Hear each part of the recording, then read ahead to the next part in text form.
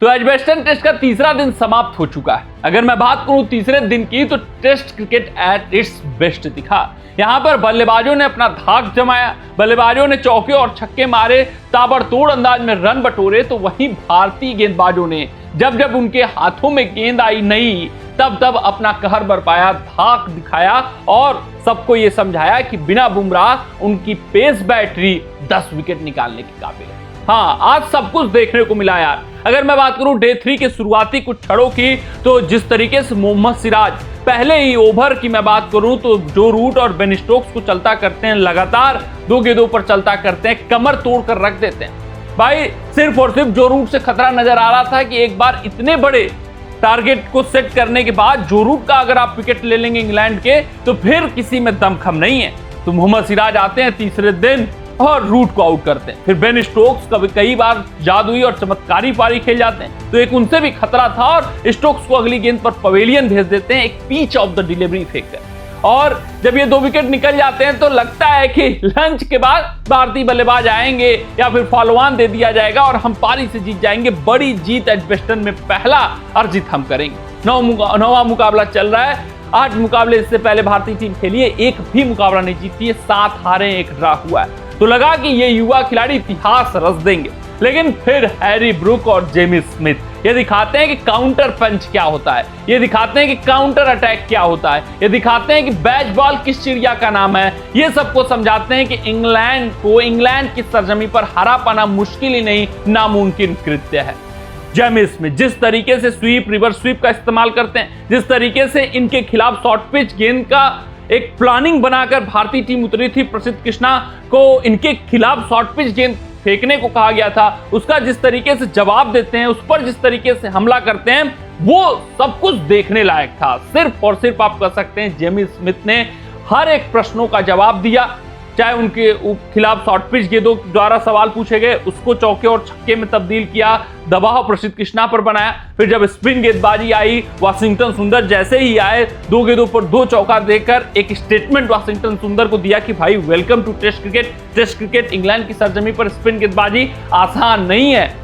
और फिर Harry Brook, ये तो बेमिसाल हैं, ये तो अद्भुत हैं, ये तो कंसिस्टेंट खिलाड़ी हैं भाई साहब। इस इंग्लैंड सेटअप की हर एक मुकाबले में एक खिलाड़ी दमदार प्रदर्शन करता है, अपना जौहर, अपनी काबिलियत, अपना हुनर दिखाता हुआ नजर आता है। ये लाजवाब खिलाड़ी है। जबरदस्त इनकी बल्लेबाजी फिर से रही। जब भी इंग्लैंड मझधार में पाता है, हैरी ब्रूक उसको पार लगाते हुए दिखते हैं। पहले जो रूट हुआ करते थे भाई साहब बैकबोन, अब ये कहना चाहिए कि ये जब से बैच बॉल शैली आई है, हैरी ब्रूक का विकेट लीजिए, नहीं तो ये गेम कब बदल देंगे, वक्त, हालात, जज्बात, तकदीर और तस्वीर मुकाबले का कब बदल देंगे, कुछ कहा नहीं जा सकता। आज वैसे ही हुआ। जेमी स्मिथ को अपने साथ लिया, बेहतरीन तरीके से इन दोनों ने बैच बॉल का प्रदर्शन किया, भारतीय गेंदबाजों को दबाव डाला। खासकर अगर मैं बात करूं तो प्रसिद्ध कृष्णा और उसके बाद जिस तरीके से सुंदर और रविंद्र जडेजा को खेला, इन दोनों ने वो देखने वाला पल था। वो test cricket at its best समझ में आ रहा था कि काउंटर पंच आपको कैसे करना चाहिए, आपको सेशन दर सेशन कैसे खेलना चाहिए, आपको मुकाबले में कैसे आना चाहिए। 303 रनों की बेहतरीन और ऐतिहासिक साझेदारी हुई मात्र 368 गेंदों पर। पहले सेशन में जब 2 विकेट लगातार गिरे, इंग्लैंड के ऊपर दबाव अपार था, उसके बाद जो काउंटर पंच किया, 170 या 172 के करीब पहले सेशन में इन्होंने रन बना डाले थे। 2 विकेट गिरने के बाद ये दर्शा रहा था कि इंग्लैंड टीम काउंटर अटैक और काउंटर पंच करना जानती है।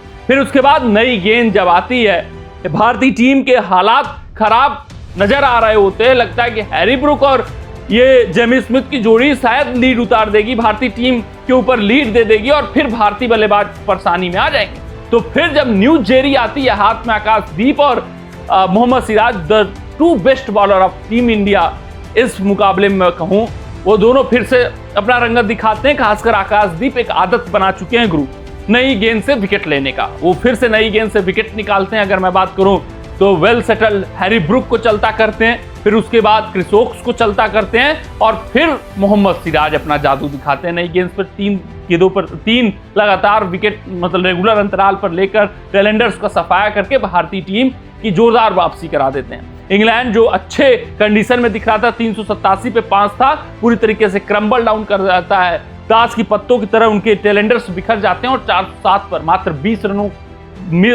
रन जोड़ते जोड़ते 5 विकेट उनके गिर जाते हैं। भारतीय टीम की जोरदार वापसी हो जाती है। फिर उसके बाद बल्लेबाजी करने यशस्वी जायसवाल और राहुल आते हैं, काउंटर पंच दोनों करते हैं, स्कोरिंग रेट अपना अच्छा मेंटेन करके रखते हैं और ये दिखाते हैं कि हम जीत के लिए जा रहे हैं। कुल लीड भारतीय टीम का 244 का हो गया। तीसरे दिन की समाप्ति पर 64 पर 1 है। अब ये देखना दिलचस्प रहेगा कि यहां से भारतीय बल्लेबाज खासकर शुभमन गिल, ऋषभ पंत, ये दोनों कैसा खेलते हैं। नायर के ऊपर भी बहुत कुछ निर्भर होने वाला है, ये कैसी बल्लेबाजी करते हैं, सब कुछ देखने को रहेगा। कितना लीड भारतीय टीम लेती है, एटलीस्ट टी तक तो खेले, कम से कम 400 450 ऑन द बोर्ड लगाए, तभी कुछ हो पाएगा। सब कुछ एक रोचक मुकाबला हो गया है, एक दिलचस्प मुकाबला हो गया है। अगर कल भारतीय बल्लेबाजी ऑन डिस्प्ले नहीं हुई, भारतीय बल्लेबाजी जबरदस्त बल्लेबाजी नहीं की, तो फिर इंग्लैंड कम बैक कर जाएगा।